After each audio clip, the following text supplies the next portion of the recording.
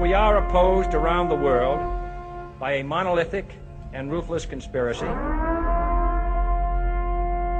that relies primarily on covert means, on infiltration instead of invasion,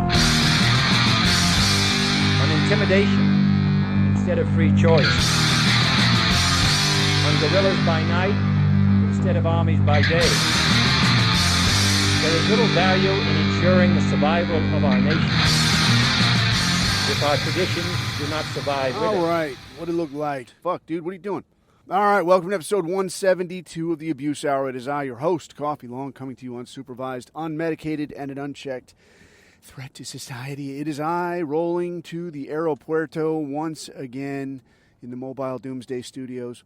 And I want to pick up on where we left off last time, talking about some, I don't want to say tradecraft, but maybe a little how-to, a little awareness, a little, stay smart, don't get caught type shit.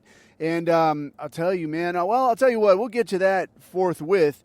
But first, I got some I don't know, a few yucks, a few chuckles over some recent stupidity.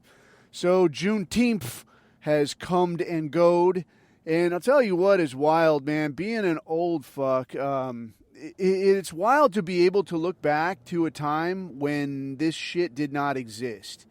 Like, there really was a time, I think there was a time when, like, your basketball Americans kind of knew that, like, they're behind the eight ball a little bit and they don't quite, the software just ain't there, man. Like, I can hand you all the shekels and all the houses and all the cars that you want, but the software ain't there. And I feel like there was a time not that many decades ago that they kind of knew, it is what it is, man. I do my best, though, and sometimes they show up late. Sorry, Mr. Jones. I tried to get here on time. I'm really sorry. But this, you just kind of accommodate, They're good-natured and silly. They do little dances and make little jokes. They're not a complete pain in the ass. A little dodgy if you turn your back on them, but manageable. Yes, they had fathers. They had houses without holes in the walls. They had porches without broken bottles on them. It was a thing. It was an actual thing. And there was, like a sense that, like, yeah, they're different, but, not completely a lost cause. So what I find peculiar is this idea that, the way they'll pitch it to you. I think if you're a young dude, if you're maybe 20s or so, like, you would look at this and you would think that it's always been this way. Yeah, like, one minute they was on the plantation and shit, and then the next minute, like, they got cut loose, and it's been an uphill struggle ever since, like, getting picked on by Whitey and just hassled at every turn. Like, 1860 whatever to right now. It's just been a nonstop dick dragger. And, like, dude, no, it was not always this way. They, if coaxed properly, if managed properly, they could behave like civilized people. Again, a step behind or so, like a little brother with a chromosomal issue, but, not a completely lost cause, it didn't feel like, at the time. But since then, man, you've got your Kwanzaa. You've got, Jesus, what else do you have? You got your Kwanzaa. You got this Juneteenth thing. You got MLK Jr. And what I find a little bit ludicrous, because I was just giving this some thought, and I had heard somebody mention, I think it was the InfoStormer dudes had mentioned MLK Jr., Martin Luther King Jr. And this sack of shit, like, you would hear about him, and you would hear about him, like, way back when, you would hear about him in the same reverent tones, as now, as like he's a modern day saint or some shit. But you only had to hear about it once a year, and then the rest of the time would be like, all right, man, just give it a fucking rest. But what I find interesting is that your basketball Americans who do or did kind of have their shit together, your Thomas Sowell, the guy everybody wants to live next door to. What if the next door neighbor was a black guy, but it was Thomas Sowell? Well, yeah, what if? What fucking if? That's how many people can live next door to one fucking guy? What if it was this guy? What if, who's that guy that's on the gram? I think his name's like Andre Williams. That guy's fucking funny. I don't know how he'd be as a neighbor, but I mean, and I could look at the guy's videos at least and laugh. Because, I mean, the guy comes down hard. And he's like, what is it with you fucking monkeys? Like, this is fucking hilarious. But they never really talked, though, in the day. They never really talked much about even, like, Malcolm X. They made a movie, and I didn't ever watch the movie. I'm not watching that shit. Reading some of the shit that guy said now, where he's talking about, who you think owns these liquor stores? Who you think owns these pawn shops? Like, oh, I see. I see why he's not popular.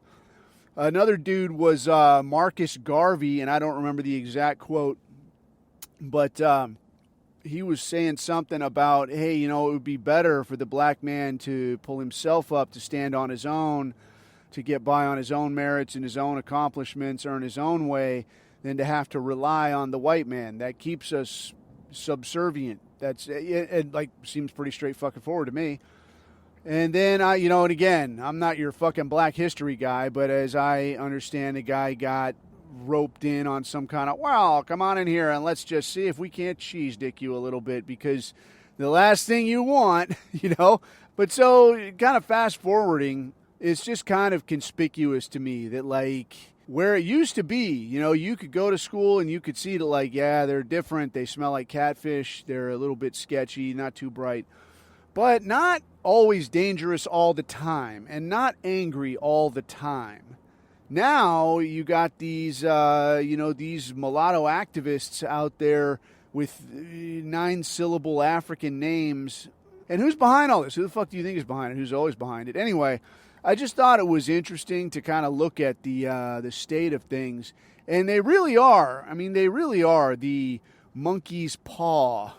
What would you call it? Like the foreskin demon's paw, the Grabbler'S paw, or some kind of thing. I mean, they're an agent of chaos. Anyway, man, luckily, Juneteenth be over and shit. So now we can move on, and hey, in Pride Month, it almost be over too. I saw a story just the other day where it was, I want to say, the San Francisco Giants. Some players there refused to play because they were, and you get this with these Latin American dudes, they're hardcore Christian types or Catholic types, if you will, and they're trying to put like pride flag stripes and shit on their uniforms. And they're like, I'm not wearing that. Oh, well, you have to, you see. And they're like, no, I'm not doing it. I don't care. And then there was another issue where some guy wrote Bible verses. He wore the Fancy Dan hat. I think it was, I couldn't say for sure what team it was. But he's wearing the little logo there. They made the team logo like rainbow colored-ish. And he's wearing that shit, but then he writes a little Bible verse next to it. And they're like, no, you can't do that. You can't do that either. So, I mean, these Hebrews, they get a stranglehold on this shit. And I guess this is something I find so conspicuous about UFC.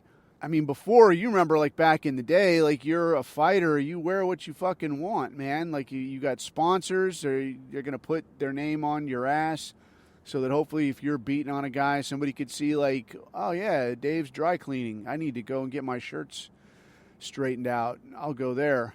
They would do this shit. But now it's like, no, you wear what we say. It's very Hebrew, very, very controlling. Not a fan. Not really a fan.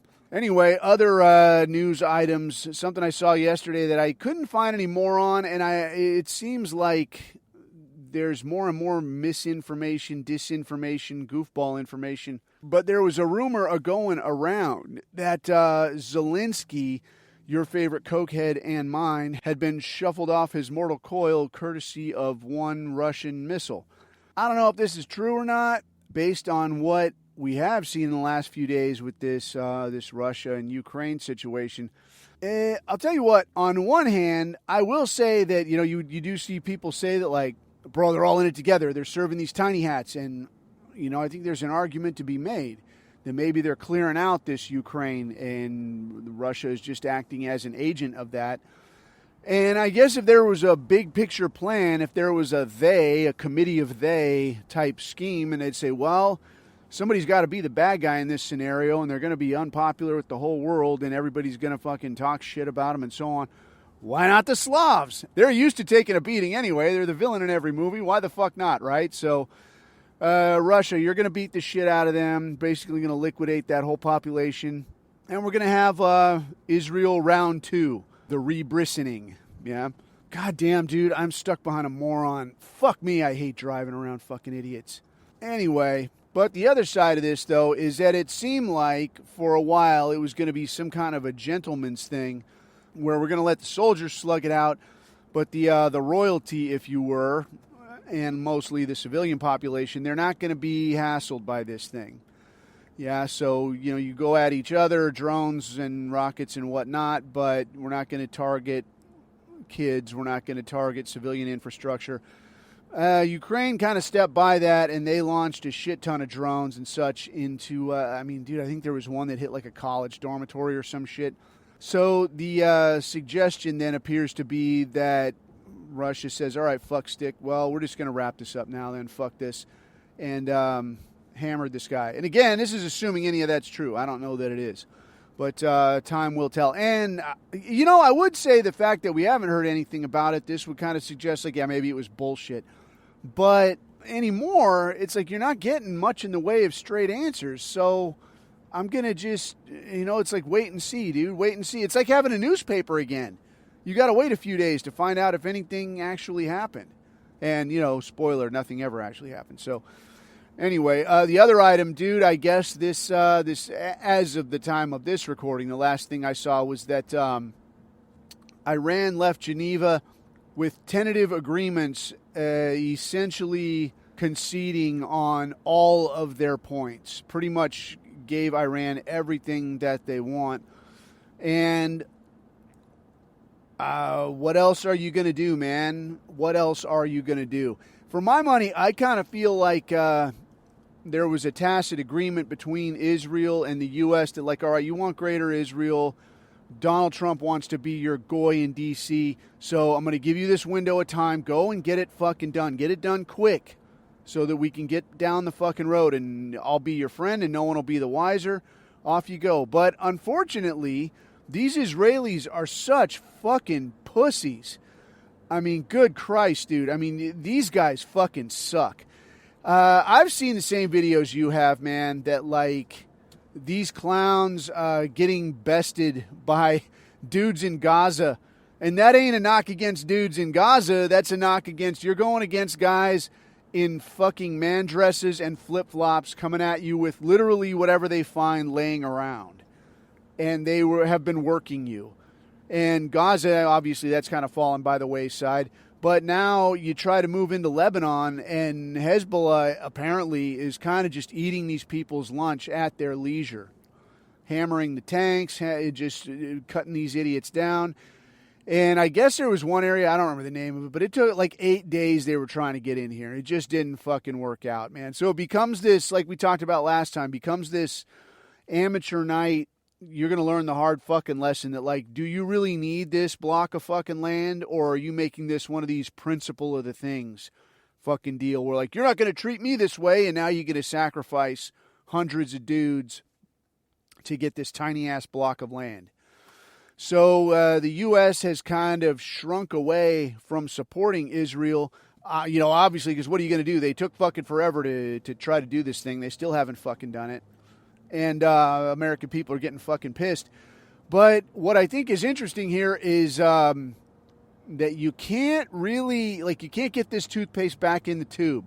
So you know that anytime you see anything political, there could be bullshit. Like a guy says, oh, run for president. No, I'm not thinking about that. I mean, if people start insisting, people are beating on my door, I'd think about it. But I don't have any plans, nothing like that, man. The guy's got fucking plans. The guy's got nothing but plans. But what he wants to do is by saying, like, if people are begging me to do it, then, okay, well, if you see me out there, what you can infer is that, well, yeah, people must have been begging him to go and run. Nobody was begging this idiot for shit. All right? This is just part of the fucking game. However, a situation like this with this thing with Israel, the line has always been there is zero daylight between us and our greatest ally. Like Nancy Pelosi says, if it's down to Americans getting dinner or Israel getting their fucking greens fee covered, we're paying fucking Israel, and we'll pay them up front. I'll sell your kid down the river to fucking do it. So it's always been that way. So it's like in the average consumer's mind, there's absolutely no question that, like, well, yeah, this is just a given. We fight for Israel. We pay for Israel. I'm paying taxes. That's just what we do, Goy. That's what we do. But now there's a question. Now suddenly we're talking about, yeah, they've been our partner, a junior partner in the area, and they've got a different vision than what we do, and we respect that. But what's interesting is that after all this time, after all these billions, after all this support, standing by these morons when nobody else would, now they're not getting everything they want, and they're out there bitching, talking about Donald Trump, what a traitor, an awful pro. Oh, my God, these are the worst decisions. Oh, my God, abandoning your allies on the field of battle. It's cowardice. It's traitorous. It's like, you ungrateful motherfuckers, dude. I mean, the fucking balls. The balls on these fucking people, man.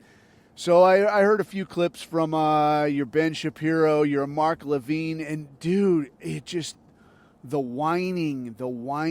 And I can see, when you listen to these idiots, it starts to make sense why they have to have somebody else doing the talking and doing the hustling for them, because just hearing these people talk is like, you're goddamn irritating. I don't want to hear you fucking speak. I don't want to hear anything come out of your mouth. I don't want to hear your complaints, your requests.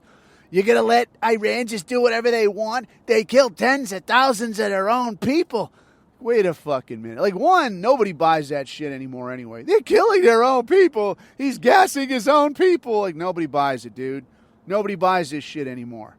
Crazy people don't get to stay in charge. It doesn't work that way. So when you talk like this, we immediately know, like, well, this is a line of shit already. But on top of which, like, how many fucking non-combatants did you idiots kill? Like, what, you suddenly give a shit about this now? Where the fuck are we on this?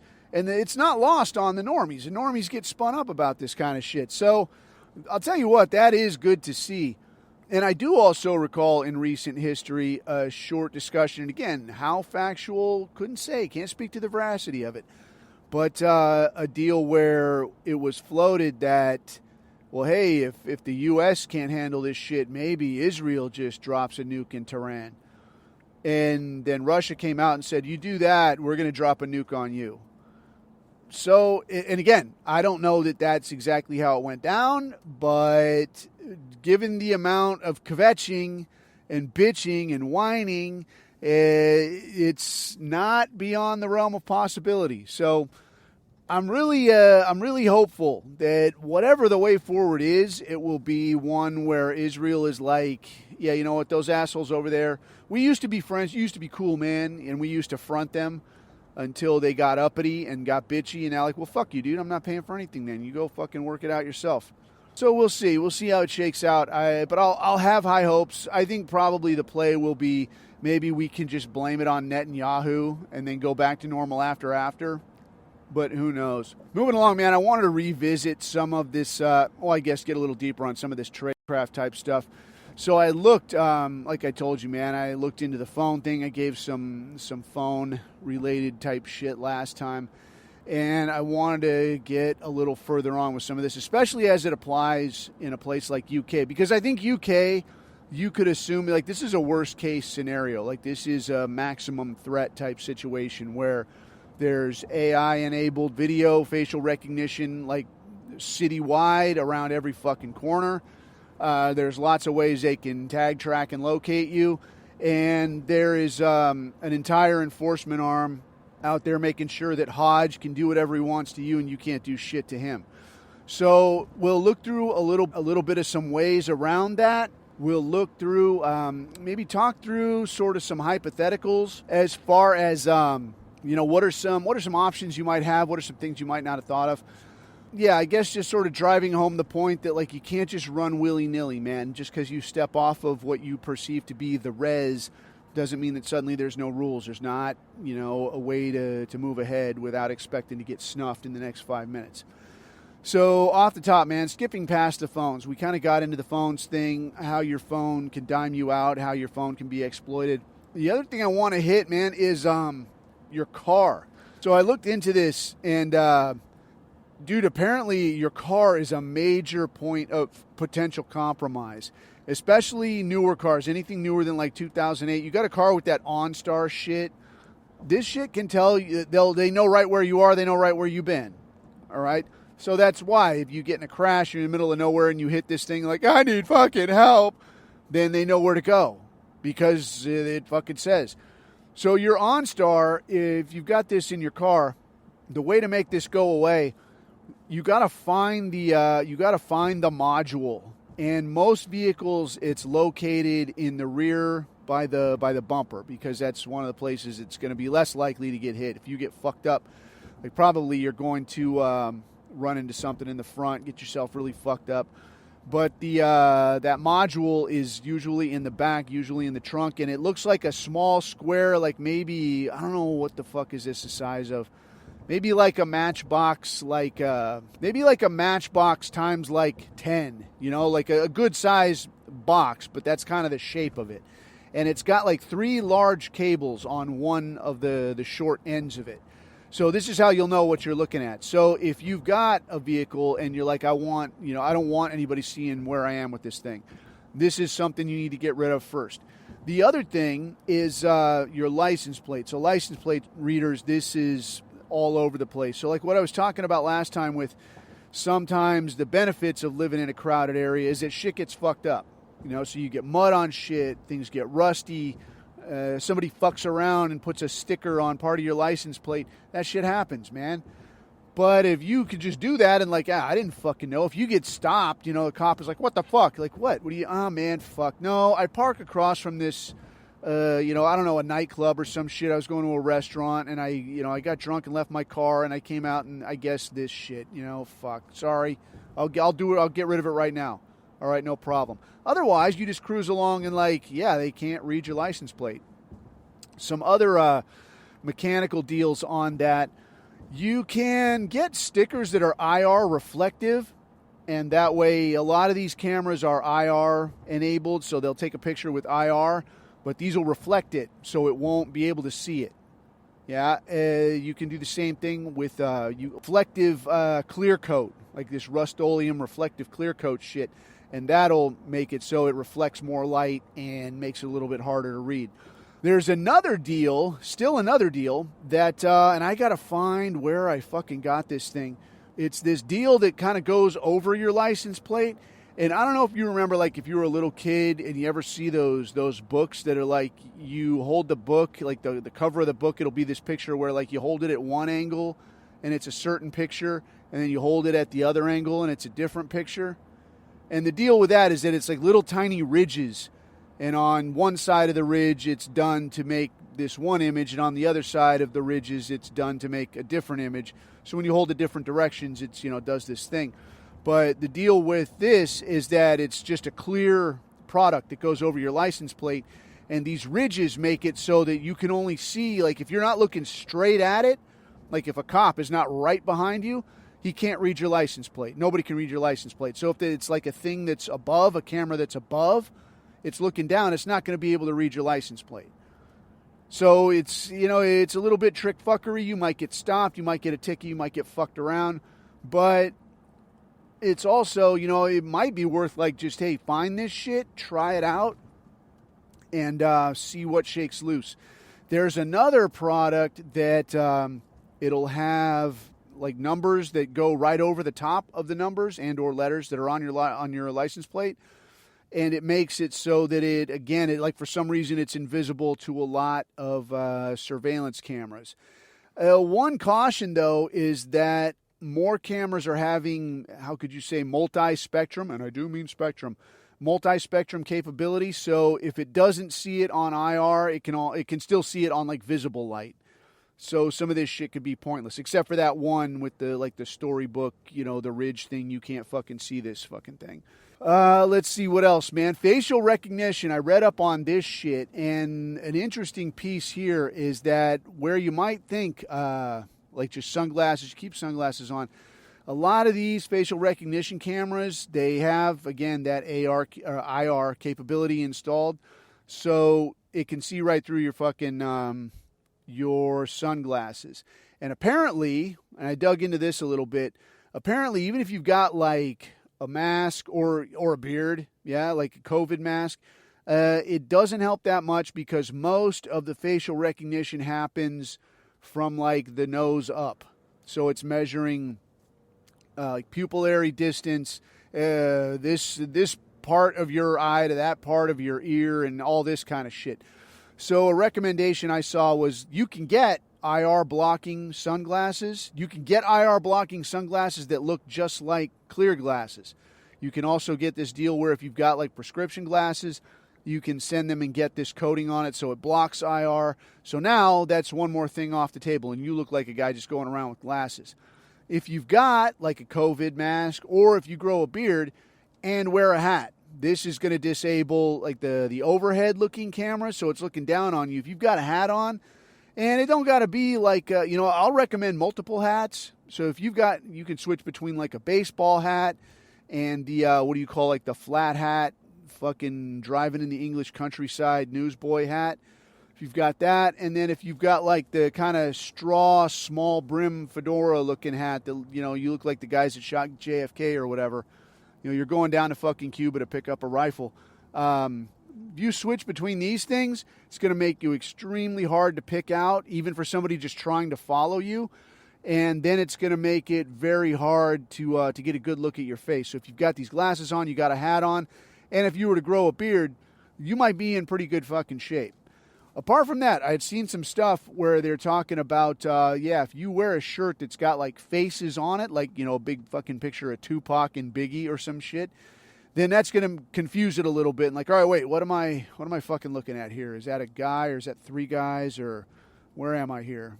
So that's going to complicate things a little bit. Another one on your vehicle that I read about that kind of blew my mind is the tire pressure sensor.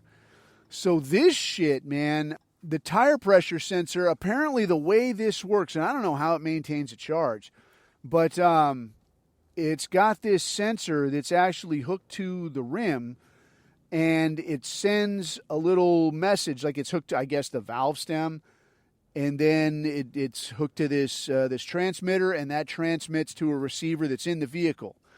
But the rub here is that sensor knows that it's your car because it registers with your VIN number. So you're not driving next to somebody with a low tire, and it's like, hey, your tire's low. Like, no, it knows that's not your tire. It only recognizes your tires. The problem with that is that because it indicates only your car, now that's another network that could be exploited to go, well, yeah, man, I know where this idiot is because his fucking tires are going by. They can find you by your tires. So the solution there is, you can go and change out rims. You could go and probably talk to a guy and see about, hey, man, can you just pull out the tire pressure sensor? That might seem dodgy, but anymore, it's like, dude, I just don't want to be fucking hassled. I don't want people knowing what I'm up to, where I'm going, everything I'm fucking doing. So thinking real quick, and this might be a short episode today, man, because I'm just pulling up to the airport and I got to deal with this lame shit. Go let Shaniqua look in my ass as per. Other thing I wanted to hit on here, I wanted to kind of talk through some scenarios and offer a couple of more tools. So I think a lot of times when we start talking about this shit, we start thinking of this as like, what can I do by myself? And this has always been a problem with us, man. Like, we would rather go and roll the dice ourselves and go and try to, go through life ourselves, as opposed to running the risk of going out here and you talk to somebody and surprise, surprise, it's a fucking Fed. Or it's somebody that's compromised, or like this SPLC thing where they're giving guys up, or they're like bought off ahead of time, And I just saw something the other day where there was like some fat bitch that was hooked up with, I don't know, somebody from some such movement. And I guess they had like a joint bank account and they're just sucking up SPLC money. And where the fuck do these people come from, But that's been a problem with this thing for a long time.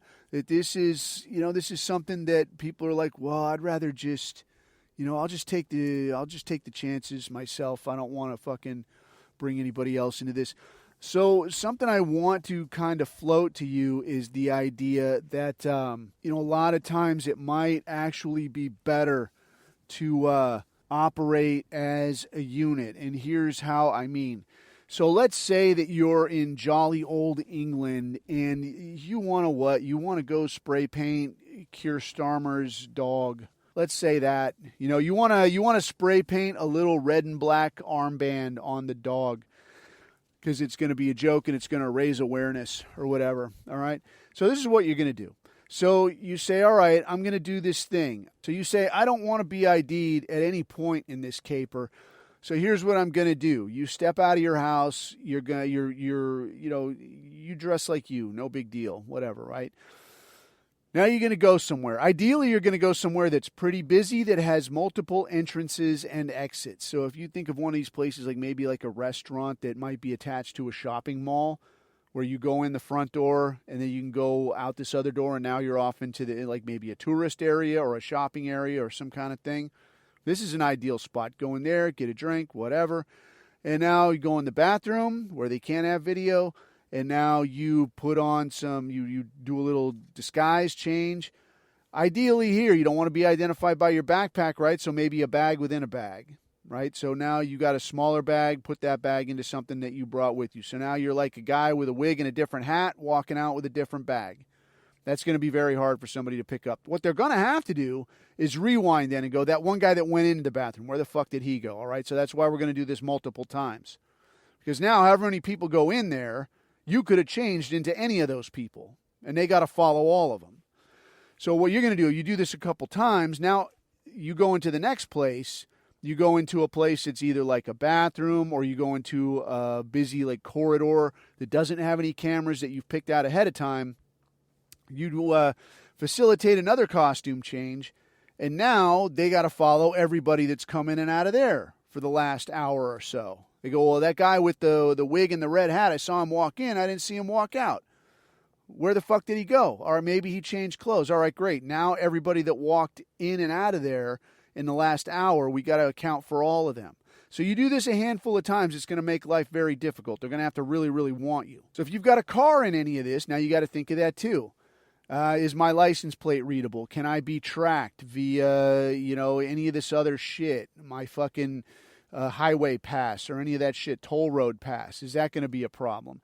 If you decide to go public transport style, now you also got to be aware that like, okay, well, I saw this guy. I saw Coffee leave his house, but I didn't see where he went after that. Do we got anything else on Coffee? Yeah, Coffee's fucking subway pass popped right here at the Tube, at the London Metro or whatever.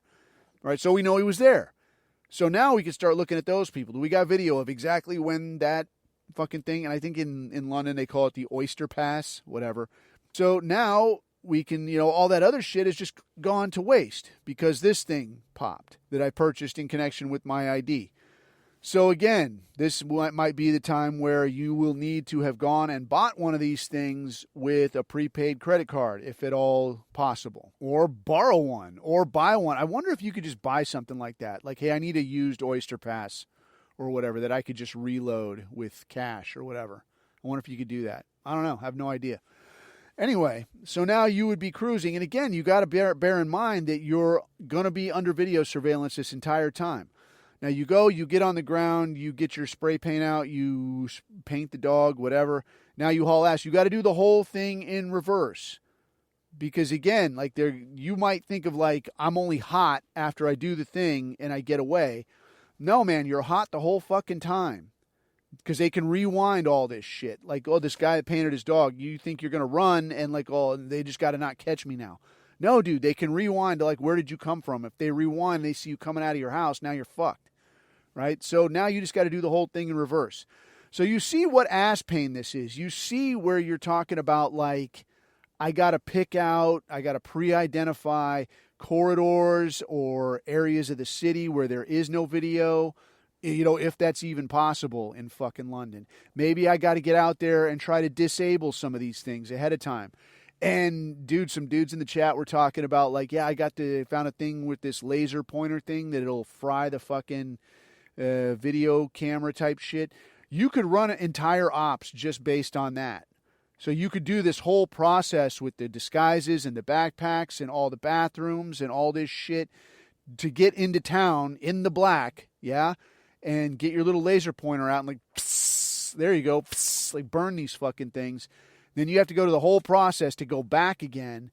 A pain in the ass, yes, but you would definitely put a dent in something. So this could be the entire, like this would be setting up for a whole other op, but this would be like an op in itself. You go and you do this shit, you pick out all this shit, you could see what kind of ass pain this is. So now think of it as like, what if I had help? What if I had somebody helping me? What if you were going to say, I'm going to go in this bathroom at this train station, and I'm going to come out in this other disguise, and that's going to be, whatever. I'm going to move on down the line, continue with my op. But what if you had a team of guys, and you're going to go in there at the same time as a few other people, and like 3 of you are going to come out with pretty much the same blonde wig, pretty much the same red hat, pretty much the same green backpack, and you're going to walk on down the line. Now what? Now how much harder does this thing become? This thing just became exponentially harder for somebody to fucking figure out which of any of these is you. What if you go into one of these places and you don't have any backpacks? So they go, all right, well, just look for guys wearing backpacks. This is going to slim this down a little bit, right? So if you were going to have like 2 other guys that was going to run this, like say we're going to pull this thing at, one piece of this is going to be at a train station, right? My gag is I'm going to go into a train station, I'm going to do a costume change, and I'm going to roll out on down the line to the next. And maybe I'm going to do this 2 more times and then on to spray paint Keir Starmer's dog. So I could do this, but now the same time I got 2 other guys walking in there. They're going to do the same thing, come out in the same outfit, and that's going to complicate things. But how can we walk in here and out of here without backpacks? One, we could have big jackets and have backpacks underneath, but the big jacket thing becomes a problem. What if we had guys come in here with clothes for us, with shit for us? So I'm going to walk in here, a guy is going to hand me a wig, he's going to hand me a hat, he's going to hand the same shit to 2 other guys, and then that guy's going to go out and go his own way. Now how difficult does it get? Because now when they go, fuck, man, I know that, I saw this guy, I saw Coffee walk into the bathroom, he didn't have anything on him. Where the fuck did he go? I don't see, he walks in there wearing a fucking T-shirt. He walks out, he never walks out. I never see him. He must have had help. Who helped him? Maybe somebody with a backpack brought shit for him. Okay, who the fuck was that? So if you've got these guys running their own routes, doing little fucking changes, and maybe 1 or 2 changes tops. But now what are you going to do? How are you going to fucking prove that guy helped you change clothes? That's a lot to fucking work through. And honestly, it gets your head tied into fucking not just trying to think of it. You're trying to figure out who spray painted Keir Starmer's dog, and now you're watching a fucking train station bathroom video of like, fuck me, dude. All right, the other guy with the backpack, where the fuck does he go after this? I don't know. He disappears too. That guy goes into a bathroom. He walks in there with a red backpack and a big afro wig, and then he's just gone. Well, who walked out? Like 50 fucking people and a guy with a fucking blonde wig and a red backpack, right? So you can see how this shit becomes complicated. But I'll tell you, like, this is the level you have to think at, man, because this is the level that these motherfuckers are going to go to find you. They're going to be employing AI and watching, like, who all goes in, who all comes out. They're going to have people around the clock fucking humping this shit. You got to go to the same lengths they're going to go to. They want you gone. They're putting in effort to do it. They're burning the midnight oil. So what are you going to fucking do? What you can't do is like this fucking bastard in Scotland of like, I'm just going hard with a machete. Yeah, good to see the effort. Appreciate it. But this is not, man, come on, Law. You're better than this. We're better than this. So this is what I'm talking about. Is it a pain in the ass? Yes, it's a pain in the fucking ass. When I look at like this Luigi Mangione thing, if this guy had an associate, and I ain't rooting for the guy or against the guy, I'm just using him as a case study. If this guy had somebody to go, I don't know, fucking get out there with a little BB pistol and like, pop, knock out that light before you're going to do this thing. Well, who's this fucking guy? It's just a guy that fucking knocked out a light. He doesn't appear to have any connection. It just worked out lucky. What if he hauls ass up the street then and there's somebody with one of them little rental bikes all ready to hand to him? Here you go, scooter, off you go. Now he's off through the park.